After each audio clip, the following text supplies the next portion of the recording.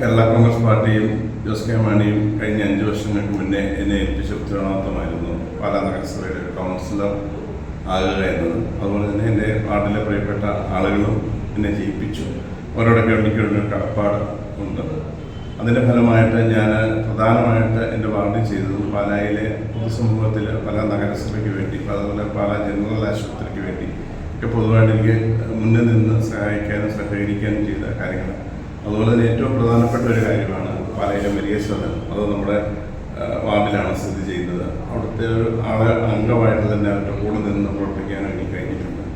അതിനെപ്പറ്റി ഏതാനും കാര്യങ്ങൾ നിങ്ങളുമായിട്ട് പങ്കുവെക്കാൻ ഞാൻ ആഗ്രഹിക്കുന്നു. ഒരു മനുഷ്യനെ സംബന്ധിച്ചിടത്തോളം അവൻ്റെ പ്രവർത്തനങ്ങൾ 100% എന്നൊന്നും പറയാൻ പറ്റത്തില്ല. നമ്മുടെ കഴിവിൻ്റെ പരമാവധി നമ്മൾ ചെയ്തു എന്നുള്ള ആത്മവിശ്വാസത്തോടെയാണ് നിങ്ങളോട് ഇത് പങ്കുവെക്കാൻ ഞാൻ ആഗ്രഹിക്കുന്നത്. ഒന്നാമതായിട്ട് എൻ്റെ വാർഡിൽ പൂർത്തീകരിക്കാൻ കഴിഞ്ഞ ഏറ്റവും വലിയ ബൃഹത് പദ്ധതി എന്ന് പറയുന്നത് ഏതാണ്ട് 1 കോടി രൂപയോളം മുടക്കുള്ള ഒരു ജലവിതരണ പദ്ധതിയാണ്. മുണ്ടാങ്ങൽ പുലുമലക്കുന്ന ജലവിതരണ പദ്ധതി. പലർക്കും ഒരു പദ്ധതി കുടിവെള്ള പദ്ധതി നടപ്പാക്കുന്നതിനെ പറ്റി അറിവില്ല.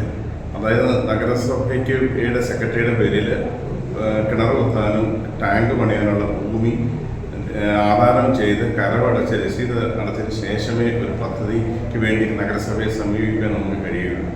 അതുപോലെ MLA ഫണ്ട്, MP ഫണ്ട് എന്നൊക്കെ പറയുന്ന പോലെ ഒരു തുക ഒന്നിച്ച് കിട്ടുന്ന ഒരു സാഹചര്യമില്ല. ഓരോ വാർഷിക പദ്ധതിയിലും 5 ലക്ഷം 10 ലക്ഷം അങ്ങനെ ചെറിയ ചെറിയ എമൗണ്ടിൽ കിട്ടി അതിന് എഗൻസ്റ്റ് ആയിട്ടുള്ള ടെൻഡർ അതിൻ്റെ കോൺട്രാക്ടറെ കണ്ടെത്തി അവരുടെ കൂടെ നിന്ന് ചെയ്യുന്നു. ഒരു ഇത്ര മീറ്റർ പൈപ്പ് ചെയ്ത് അതിൻ്റെ ബാക്കി ചെയ്ത വേറെ ആളായിരിക്കും. കിണർ പണിതാൽ അതിൻ്റെ പമ്പ് സെറ്റ് പിടിപ്പിക്കുന്ന വേറെ ആളായിരിക്കും. അതുപോലെ ഇലക്ട്രിക് വർക്കുകൾക്ക് വേറെ സംവിധാനം. അങ്ങനെ ഒരുപാട് പുറകെ നിന്നാലേ ഇത് പൂർത്തീകരിക്കാൻ കഴിയുകയുള്ളൂ. ശരി, എൻ്റെ വാർഡിൽ അങ്ങനെ ഒരു പദ്ധതി പൂർത്തീകരിച്ചു.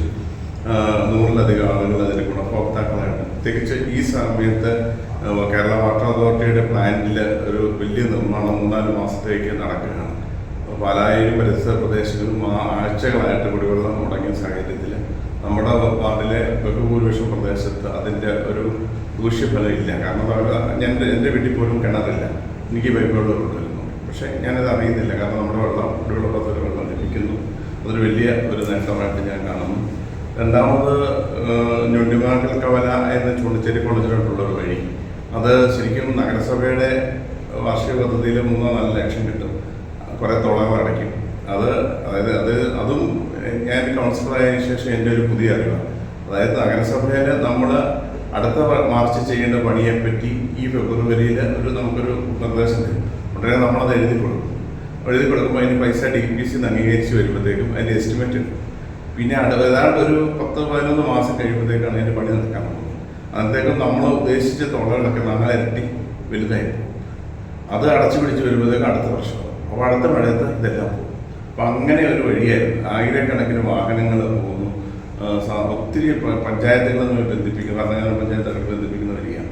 അവിടെ MLAയുടെ സഹകരണത്തോടെ 62 ലക്ഷം രൂപ മുടക്കി ഫുൾ ടാറിങ്ങും 2 വശം ഐറിഷുകൾ ചെയ്തു വീതി കൂട്ടി ആ വഴി ഭംഗിയായി സഞ്ചാരയോഗ്യമാക്കാൻ കഴിഞ്ഞു. അതുപോലെ തന്നെ മുണ്ടാങ്ങൽ പള്ളിയിൽ നിന്ന് എളന്തോട്ടം മഠം വരെയുള്ള വഴിക്കും ഇതുപോലെ തന്നെ MLA ഫണ്ട് ഉപയോഗിച്ച് 15 ലക്ഷം രൂപ പൂർണ്ണമായിട്ട് റിട്ടാറിങ് അത് പാച്ച് വർക്ക് ചെയ്തു. ഈ കനത്ത മഴ കാരണം അത് ചെയ്യുന്നില്ല. ഉണ്ണി അരവിന്ദെന്നുള്ള ആളാണ് അത് എടുത്തിരിക്കുന്നത്. അത് പൂർത്തീകരിക്കാനാണ്. പിന്നെ നഗരസഭയിൽ വരുന്ന വാർഷിക പദ്ധതി വരുന്ന മുഴുവൻ വർക്കുകളും ടെൻഡർ വിളിച്ച് പൂർത്തീകരിക്കുക. കാരണം ഈ വർഷം എനിക്ക് 3 ലക്ഷം രൂപയെ കിട്ടിയുള്ളൂ. അതിന് ഐറിഷ് വർക്കും കൂടെ ഈ വർഷം ഇടതോടെ വഴിക്ക് കാരണം ഒരു വർക്ക് പോലും എൻ്റെ മുനിസിപ്പൽ പദ്ധതികളുടെ ടെൻഡർ വിളിക്കാനോ പൂർത്തീകരിക്കാനോ ഇല്ല. അതുപോലെ തന്നെ നഗരസഭയെ സംബന്ധിച്ച് നമ്മുടെ വോട്ടർമാരും വീട്ടുകാരും ആഗ്രഹിക്കുന്നത് നമ്മുടെ സ്ട്രീറ്റ് ലൈറ്റ് തെളിയുക.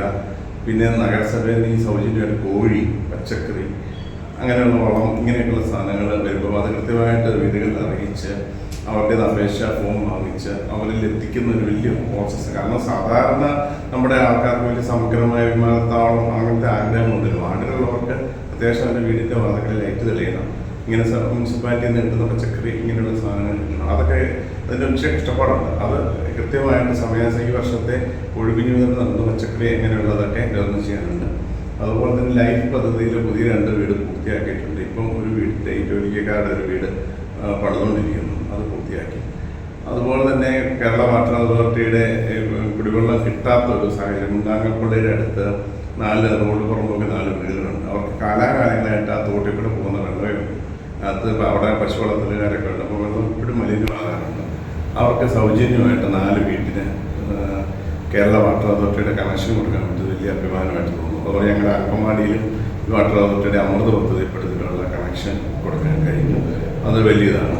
അതുപോലെ തന്നെ ഞാൻ കൗൺസിലറായ ആദ്യത്തെ വർഷം നമ്മുടെ മുണ്ടാങ്ങൽ ഭാഗമാണ് പാലാ മുനിസിപ്പാലിറ്റി അതിര് തൊടുപുഴ റൂട്ടിൽ. അവിടെ ഒരു I love Pala, welcome to Pala municipality എന്നുള്ളൊരു വെൽക്കം ബോർഡ് ആ ഉപകരണം മേടിച്ചുകൊണ്ട് ഇപ്പം നമ്മൾ 2 മണിക്കൂർ ഈ കൈകൊണ്ട് മനുഷ്യൻ്റെ ശരീരം വെട്ടിമുറിക്കുന്നതിന് പകരമായിട്ട് ഈ ഉപകരണം വെച്ച് കട്ട് ചെയ്ത് പെട്ടെന്ന് ഒരു 3/4 മണിക്കൂർ കൊണ്ട് പ്രോസസ്സ് ചെയ്യാൻ. അത് അന്ന് ഡോക്ടർ സെബിൻ എന്ന് പറഞ്ഞ ഡോക്ടറായിരുന്നു. പുള്ളി കാസർഗോഡ് നിന്ന് നമ്മൾ കടപ്പളാമറ്റത്ത് കൊണ്ടുവന്നു. കടപ്പളാമറ്റത്ത് നിന്ന് പാലയെ പോസ്റ്റ് ചെയ്താണ് തുടങ്ങിയത്.